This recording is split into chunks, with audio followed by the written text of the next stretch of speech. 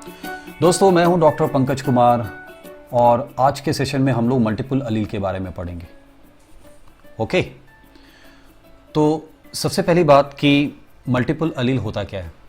देखो, according to Mendel the allele can exist in only in 2 alternative forms, right. लेकिन आज हम लोग जानते हैं जीन जो है 2 से ज़्यादा अल्टरनेटिव फॉर्म में हो सकते हैं। तो जब भी जीन 2 से ज़्यादा अल्टरनेटिव फॉर्म में हो तो उसको हम लोग क्या बोलते हैं? उसको हम लोग कहते हैं मल्टीपल अलील, राइट। एक बात ध्यान देना, मल्टीपल अलील के बारे में जब भी हम लोग बात करते हैं तो अलील ऑलवेज अपने फिक्स लोकस में रहती है। जैसे मान लो जीन के 3 या 4 अलील हों, लेकिन एट ए टाइम उनमें से कोई 2 ही होमोलोगस क्रोमोसोम्स में रहेंगे।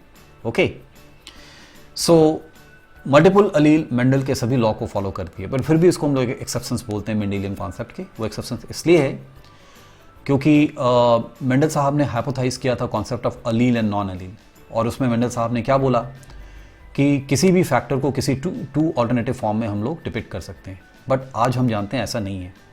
द फैक्टर और a gene can represent in more than 2 alternative form. In that way we can say that Mendelian hypothesis of concept of allele and non allele is actually not being followed. जहाँ तक Mendel's law का सवाल है, यानी law of dominance and law of segregation, यहाँ पे बिल्कुल ही follow होते हैं, राइट। चलो, तो हम लोग एक एग्जाम्पल लेते हैं। जैसे मल्टीपल अलील का एक बहुत अच्छा एग्जाम्पल है एबीओ ब्लड ग्रुप, ह्यूमन के अंदर में पाया जाता है। तो देखो, this is controlled by 3 alleles. Okay, what are they? So they are I, IA and IB।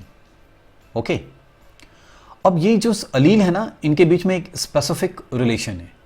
वो रिलेशन क्या है कि I जो है वो रेसेसिव है, right, and IA and IB are codominant among themselves, लेकिन दोनों ही स्मॉल i पे डोमिनेंट है। So that is the relation that exist between these 3 alleles. ये जीन कहाँ लोकेटेड होता है? They are located on the long arm of 9th chromosome. Gene क्या कोड करता है? दे कोड ग्लाइकोसिल ट्रांसफरेज, और this enzyme is responsible for modifying the carbohydrate content of red blood cells on antigen. Okay, तो इसी के कारण हमें different antigens बनते हैं। ओके, चलो अब ये देखते हैं कि ये जो 3 अलील्स है वो कितने पॉसिबल जीनोटाइप या फिनोटाइप बना सकते हैं। अब देखो, जो ब्लड ग्रुप ए है, there are 2 possible genotype, that is IA small i, right. और इसके ऊपर में एंटीजन कौन सा होता है? A। ओके, बी में हम लोग क्या देखेंगे? IB स्मॉल i, इसके में एंटीजन कौन सा है? B। और AB में क्या देखेंगे? IB, और इसके ऊपर एंटीजन कौन सा है? A and B। O में हम लोग क्या देखेंगे? That is small i small, और यहां पे कोई भी एंटीजन नहीं होता है, राइट। तो कुल मिला के हम क्या देखेंगे? यहां पे number of genotypic and phenotypic class in ABO blood group is 4 and 6। ये 4 कैसे? जीनोटिपिक फिनोटिपिक क्लास हम लोग क्या बोलेंगे? 1 2 3 4, ये 4 हो गए। ओके, और जीनोटिपिक क्लास कैसे हो गए? This is 1, this is 2 3 4 5 6। so all together हम क्या देख रहे हैं? there is a 4 phenotypic class and 6 genotypic class in case of ABO blood group, right। चलो, ये हम लोग सीखते हैं। एक छोटा सा फॉर्मूला है कि यदि हमें किसी का भी नंबर ऑफ जीनोटिपिक क्लास निकालना हो तो हम लोग कैसे निकालेंगे। ओके, तो देखो, number of genotypic class for a gene having n alleles is always equal to n into n plus 1 divided by 2, where n is the number of alleles।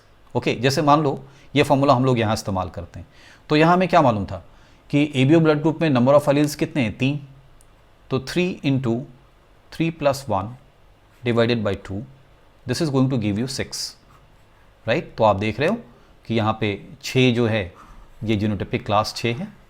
Okay, phenotypic class के लिए एक बात आपको ध्यान में रखनी है कि फिनोटाइपिक क्लास हमें तभी मिल सकता है जब हमें अलील के रिलेशंस के बारे में मालूम हो। यदि हमें अलील रिलेशन नहीं मालूम है तो हम लोग फिनोटाइपिक क्लास नहीं बोल सकते, राइट? ये बस छोटी सी बात आप दिमाग में रखो। ओके, चलो मेरे ख्याल से ये बात से सबको समझ में आ गई होगी। अब इस पे रिलेटेड कुछ प्रॉब्लम्स को हम लोग डिस्कस करते हैं। ओके, जैसे एक सिंपल प्रॉब्लम है, what is the number of phenotypic and genotypic class for a gene having 4 alleles, right? तो आप क्या करोगे, वही फॉर्मूला यूज करोगे, n into n plus 1 divided by 2। यदि वो आप फॉर्मूला यूज करते हो तो आपको क्या मिलेगा, वैल्यू 10 मिलेगी, है ना? लेकिन क्या हम लोग फिनोटिपिक क्लास बोल सकते हैं? नहीं बोल सकते। क्यों? क्योंकि यहाँ पे अलेलिक रिलेशन नहीं दिया हुआ है। ये जो 4 अलील थे वे 4 आपस में कैसे रिलेटेड है ये पता ही नहीं। ये नहीं पता तो हम लोग इसके फिनोटिपिक क्लास के बारे में बोल ही नहीं सकते, ठीक है ना? So this is the things what you have to keep in mind, right? एक और सवाल देखते हैं। जैसे एक क्वेश्चन है, what is the number of heterozygotes in a population for a gene having 4 alleles? Okay, एक जीन के 4 अलील हैं तो कुछ फिनोटिपिक क्लास बनेंगे, उसमें से हेट्रोजाइगोट्स कितने हैं ये पता करना है। तो ये भी बहुत आसान है, क्योंकि देखो यदि 4 अलील हैं तो पॉसिबल होमोजाइगोस तो 4 ही हो सकते हैं, है ना? और n into n plus 1 divided by 2 से हम लोग total number of phenotypic class निकाल सकते हैं। और उससे यदि हम लोग 4 माइनस कर दिया, या जितने भी जो भी क्वेश्चन पूछा जाए उसके हिसाब से वो होमोजाइगोस को यदि माइनस कर दिया तो बचेगा वो हेट्रोजाइगोस ना, right? So number of homozygote यहाँ पे 4 थे, number of heterozygote 10 minus 4 that is equal to 6। तो 6 is the correct answer. Okay, इसको और भी अच्छे तरीके से समझ लेते हैं, so that there should not be any ambiguity in your mind. जैसे मान लो 4 अलील जो है वो ऐसा है, A B C D, मान लो 4 अलील ऐसा है, ठीक है? तो इसका चारों का यदि हम लोग जीनोटाइप लिखें तो कैसा लिख सकते हैं? ऐसा लिख सकते हैं, ठीक है?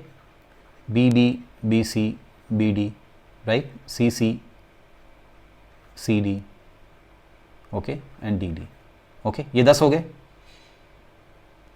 राइट? तो आप देखो हेट्रोजाइगोट्स तो होमोजाइगोट्स तो यही है ना, AA BB CC DD, यही है। दैट मीन्स ये 4 है,